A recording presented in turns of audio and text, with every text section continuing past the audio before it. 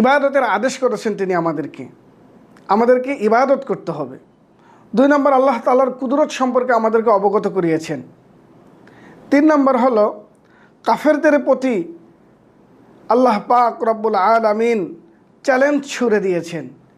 এই কোরআন যে একমাত্র আল্লাহ তাআলার পক্ষ থেকে এসেছে এ বিষয়ে আল্লাহ চ্যালেঞ্জ ছুড়ে দিয়েছেন।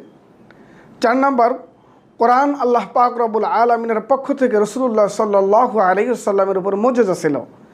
এই বিষয়টি এই রুকুর মধ্যে স্পষ্টভাবে বলে দেওয়া হয়েছে।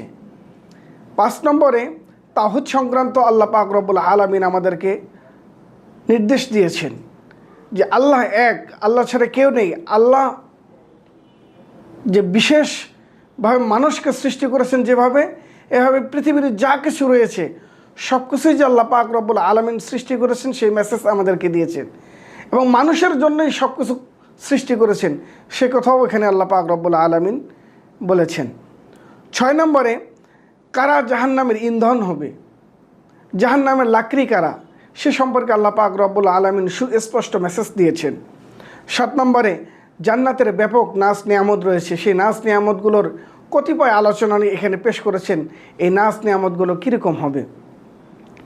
8 নম্বর, আল্লাহ পাক রব্বুল আলামিন মহান সত্তা হওয়া সত্ত্বেও তিনি তুচ্ছ বিষয় নিয়ে উপমা দিতেও লজ্জাবোধ করেননি, সে সম্পর্কেও এখানে বিস্তারিত আলোচনা রয়েছে।